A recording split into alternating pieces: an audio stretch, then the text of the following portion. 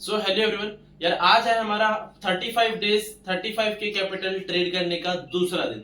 यार आज हम लोग देखने वाले हैं किस तरीके से आज का मार्केट होने वाला है, किस तरीके से हम लोग ट्रेड करने वाले हैं, क्या क्या पूरा फॉर्मेशन है, सब कुछ मैंने बताया हुआ है। आप आगे चल करके जब देखिएगा तो आपको पता चलेगा कि किस तरीके से एंट्री हुआ, किस तरीके से एग्जीक्यूशन हुआ, ओवरऑल किस तरीके से काम करते हैं। ऑप्शन बाइंग का मूव जब होता है तो किस तरीके से एग्जीक्यूशन करते हैं, ऑप्शन बाइंग का मूव जब नहीं होता तब किस तरीके से ट्रेड करते हैं। ये सारा चीज बहुत ज्यादा इंपॉर्टेंट है। आप जाकर के पूरी वीडियो को देखिए तो आपको समझ में आएगा कि ओवरऑल काम किस तरीके से होता है। ठीक है, देखिए भाई, बोलने में और रियल टाइम पे एग्जीक्यूट करके ट्रेड में पैसा बनाना एंड एग्जीक्यूशन को सही तरीके से प्रॉपर्ली करना, ये एक अलग ही तरीके का फॉर्मेशन होता है। ठीक है, तो उस पर ज्यादा फोकस करना चाहिए। ठीक है, तो भाई आज का जो बैंक निफ्टी का जो मोमेंटम था वो किस तरीके से था। आज मार्केट में ना बहुत ज़्यादा एसएल हंटिंग मोड चल रहा था, इसलिए आज मैं यार कोई भी ट्रेड एग्जीक्यूट नहीं कर रहा था। ऑप्शन बाइंग के ट्रेड्स, ऑप्शन बाइंग के ट्रेड्स क्यों नहीं मैंने एग्जीक्यूट किया, क्योंकि मार्केट जब ओपन हुआ बैंक निफ्टी तो आप ध्यान से देखिए, पहला जब उसने अपना लो ब्रेक किया, जैसे कि आपको पता है मैं ब्रेकआउट पे ट्रेड करता हूँ, तो जैसे ही मार्केट में लो ब्रेक किया वैसे ही वहाँ एसएल हंटिंग होने लगा। यहाँ पे ध्यान से देखिए, एक रेड के बाद एक ग्रीन कैंडल, एक रेड के बाद एक ग्रीन कैंडल। तो मार्केट में जब भी इस तरीके का मूवमेंट बने तो उसको हम लोग बोलते हैं एसएल हंटिंग मार्केट।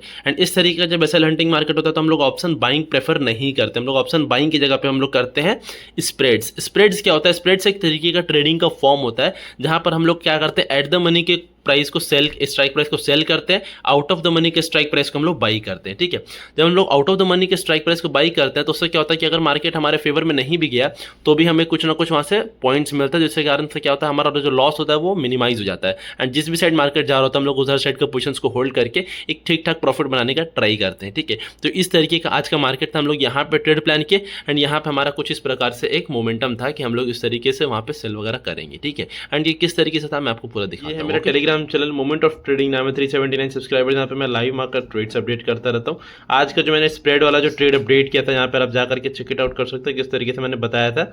एंड फिर यहाँ पे हम लोगों ने छोटा सा एक जो मूवमेंट जो कैप्चर किया था उसको भी मैंने यहाँ पे बताया किस तरीके से शेयर किया। सारा कुछ जाकर के आप चेक कीजिए, ज्वाइन कीजिए, डिस्क्रिप्शन में लिंक है एंड इससे आपको ना सीखने को समझने को मिलेगा। लाइव मार्केट का जो proper to the point update होता है वो आपको यहाँ पर मिलेगा। ठीक है, तो जा करके आप इसको जरूर से जरूर ज्वाइन कीजिए। ठीक है, बहुत सारे लोग पूछेंगे कि भाई ऑप्शन बाइंग का मूव नहीं है तो स्प्रेड्स डालना किस तरीके से। स्प्रेड्स को आपको डालने के लिए सिंपली कुछ नहीं करना, आप जीरोधा के प्लेटफॉर्म पर आइए, वहाँ पे बास्केट ऑर्डर करके एक होता है, वहाँ पे आपको जाना है। जिस भी कॉल पुट को आप सेल करने वाले हैं उसको सबसे पहले ऐड कीजिए एंड जिस कॉल पुट को आप बाई करने वाले हैं उसको सेकेंडली में ऐड कीजिए। ठीक है, तो सबसे पहले जब हम लोग कॉल पुट को जो कॉल को जब हम लोग सेल करने वाले थे वहाँ पे हम लोग को मार्जिन लग रहा था 1,93,000 का। ठीक है, लेकिन जैसे ही हम लोगों ने वहाँ पे जो कॉल का बाई का जो ऑप्शन रखा तो यहाँ पे हम लोग को 4,000 का वैल्यू लग रहा था, तो टोटल हम लोग को 1,98,000 के आसपास लग रहा था।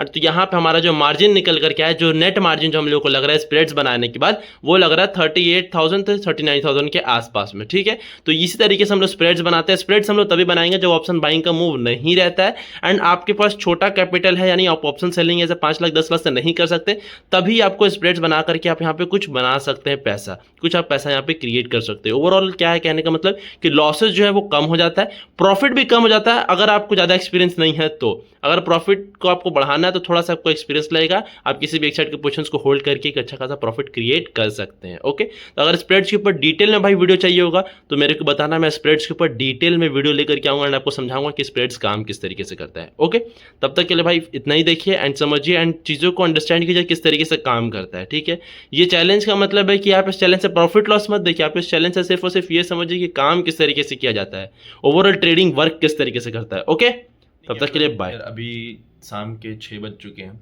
मार्केट क्लोज हो चुका है। अब हम लोग थोड़ी देर के बाद क्रिप्टो मार्केट में ट्रेड करने के लिए बैठेंगे। ठीक है, थोड़ा सा फॉरेक्स को भी देखेंगे। यार मेरा कहने का मतलब क्या है, मैं यहाँ पे कोई शो ऑफ वगैरह नहीं कर रहा, मैं सिर्फ यही बताना चाहता हूँ कि यार आप समझिए किस तरीके से चीज़ों के ऊपर काम होता है। आपको एक फोकस रखना पड़ेगा, आप 10 स्ट्रैटेजी के पीछे मत भागिए, एक स्ट्रैटेजी पकड़िए एंड उसके ऊपर काम कीजिए। लॉन्ग टर्म तक आपको काम करना पड़ेगा। किसी भी एक स्ट्रैटेजी को पकड़ करके अगर हम लोग 1 साल 2 साल 3 साल तक फॉलो करते हैं तब जाकर वहाँ पर प्रॉफिटेबिलिटी आता है एंड कहीं ना कहीं साइकोलॉजी आपका सुधरता है। साइकोलॉजी को आपको बेसिकली सुधारना है, मेंटल एनालिसिस के पीछे ज़्यादा फोकस कीजिए rather than technical analysis. Technical analysis आप एक समय तक सीख जाएंगे, 6 7 8 महीने में टेक्निकल एनालिसिस सीख जाता है कोई भी। ठीक है, लेकिन मेंटल एनालिसिस जो होता है ना, लोग सीखते नहीं है एंड वो इस सब की चीज़ों के ऊपर ना ध्यान नहीं देते हैं। उनको लगता है कि यार मेंटल एनालिसिस क्या है, नॉर्मल चीज़ें, किताब पढ़ेंगे, ये करेंगे वो करेंगे ठीक हो जाएगा। इतना आसानी से वो ठीक होता नहीं है।